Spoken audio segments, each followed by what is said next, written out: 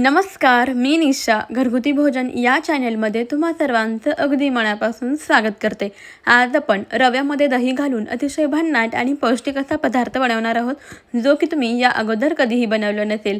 चला तर काय बनवायचे ते पाहूया. व्हिडिओ शेवटपर्यंत नक्की पहा. सर्वात अगोदर इथे एका मिक्सिंग बाउलमध्ये आपल्याला 1 वाटी रवा घ्यायचा आहे. यामध्ये आपल्याला अर्धी वाटी दही घालायचं आहे.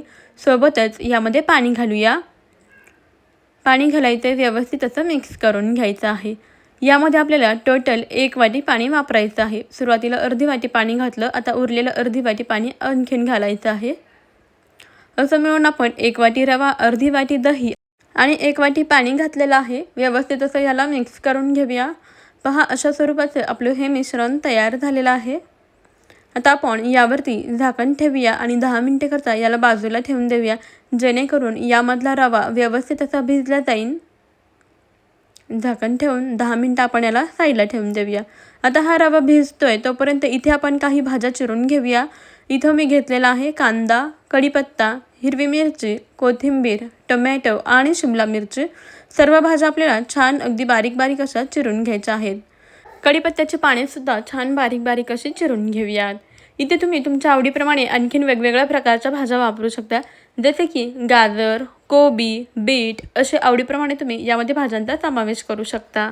आजचा हा पदार्थ अतिशय झटपट तयार होणार आहे. यासाठी आपल्याला कोणतीही पूर्वतयारी करावी लागत नाही, कोणत्याही प्रकारचं फर्मेंटेशन करावी लागत नाही. अगदी झटपट आपण हवं तेव्हा 15 ते 20 मिनिटांमध्ये हा पदार्थ बनवू शकतो, तो सुद्धा अगदी आपल्या घरामध्ये उपलब्ध असणाऱ्या साहित्यांमध्ये. खायलाही पौष्टिक आहे आणि बनवायला सुद्धा सोपं आहे. लहान मुलांचा तर खूपच आवडीचा हा पदार्थ आहे. रेसिपी अगदी झटपट तुमच्यासोबत शेअर करते, त्यामुळे शेवटपर्यंत नक्की पहा. इथे आपण सर्व भाज्या छान बारीक बारीक अशा चिरून घेतलेल्या आहेत. शक्य तितक्या भाज्यांना बारीक चिरून घ्यायच्या. सर्व भाज्या आपल्या चिरून झालेल्या आहेत. आता गॅसवरती कढई ठेवूया. त्यामध्ये थोडंसं तेल घातलेलं आहे. यामध्ये आपल्याला घालायचं आहे 1 चमचा मोहरी, सोबतच 1 चमचा जिरे मोहरी छान असे तडतडले की त्यामध्ये चिरलेला कांदा घालायचा, बारीक चिरलेली हिरवी मिरची घालूया, कढीपत्ता घालायचा आहे, त्यानंतर शिमला मिरची घालायची आणि आता या भाज्या तेलामध्ये छान अशा परतवून घ्यायच्या. अगदी पूर्णपणे सुद्धा नाही, हलक्याशा अशा आपल्याला भाज्या तेलामध्ये परतवून घ्यायच्या आहेत. अशा भाज्या शिजवून घेतल्यामुळे आपल्या पदार्थाची चव ना आणखीनच वाढते. व्यवस्थित असं परतून झालं की आता यामध्ये आपण बारीक चिरलेला टोमॅटो घालूया आणि टोमॅटोसुद्धा छान असा परतवून घेऊया. यामध्ये थोडंसं मीठ घालूया, त्यामुळे काय होतं, भाज्या पटकन शिजल्या जातात, छान अशा परतल्या जातात. 1-2 मिनिटं याला तेलामध्ये छान असं परतवून घेऊया. पहा, आपण भाज्या व्यवस्थित परतवून घेतलेल्या आहेत. आता गॅस लगेचच आपण बंद करूया आणि इकडे जो रवा भिजायला घातला होता यावरचं झाकण काढूया आणि मिक्स करून घेऊया. इथे तुम्ही पाहू शकता रवा अगदी व्यवस्थित असा भिजलेला आहे. भिजल्यानंतर रवा छान असा फुललेला आहे. आता यामध्ये आपण ज्या काही परतून घेतलेल्या भाज्या होत्या त्या घालायच्या आहेत. भाज्या घातल्यामुळे आपला हा पदार्थ आणखीनच पौष्टिक बनतो. जर तुमच्या घरातील लहान मुलं भाज्या खात नसतील तर अशा भाज्या यामध्ये घाला. पहा, मग लहान मुलं किती आवडीने हा पदार्थ खातील आणि त्यांच्याकडून भाज्यासुद्धा खाल्ल्या जातील. परतलेल्या भाज्या यामध्ये घातल्या. आता बारीक चिरलेली भरपूर अशी कोथिंबीर घालायची आहे आणि व्यवस्थित असं मिक्स करून घेऊया. छान असं एकजीव करून घ्यायचं आहे. आता आपल्याला यामध्ये घालायचं आहे चवीनुसार मीठ घालून छान असं मिक्स करून घ्यायचं आहे. आता सर्वात शेवटी आपल्याला यामध्ये घालायचं आहे थोडासा इनोच्या जागी तुम्ही इथे बेकिंग सोडा किंवा बेकिंग पावडर काही वापरायचं ते वापरू शकता. मी इथे अगदी किंचित थोडासा इनो घातलेला आहे. आता याला लगेचच मिक्स करून घेऊया.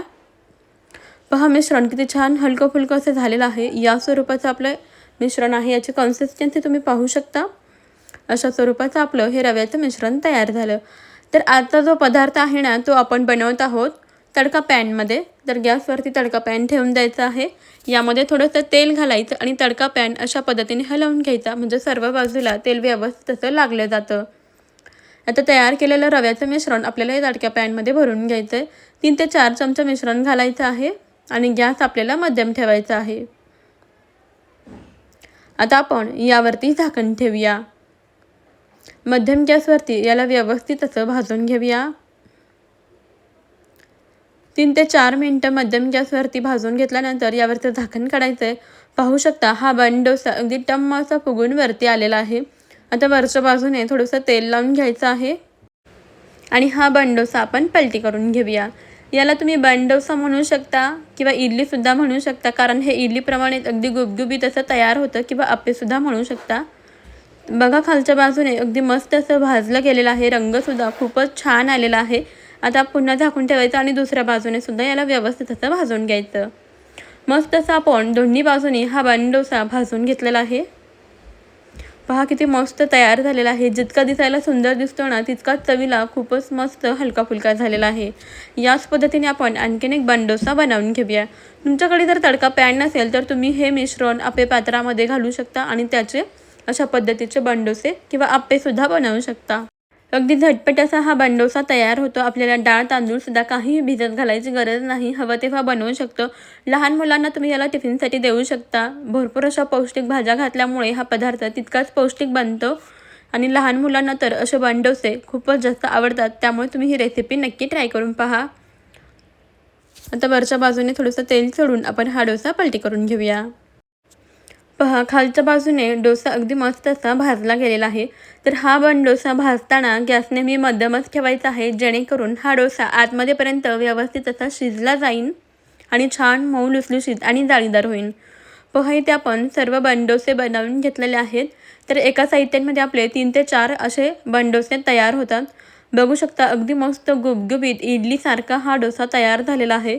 एकदा जर तुम्ही हा पदार्थ बनवला ना, तर त्यानंतर इडली डोसासुद्धा विसरून जाल, इतका जबरदस्त बनतो आणि चवीलासुद्धा खूपच भन्नाट लागतो. पहा किती मस्त स्पॉन्ज झालेला आहे, छान असा गुबगुबीत झालेला आहे.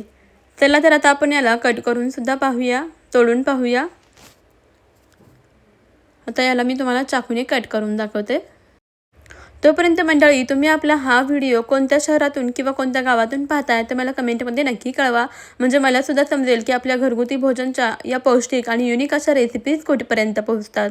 पहा हा बन डोसा किती मस्त आतमध्येपर्यंत व्यवस्थित शिजलेला आहे. छान जाळीदार आणि हलका फुलका असा झालेला आहे.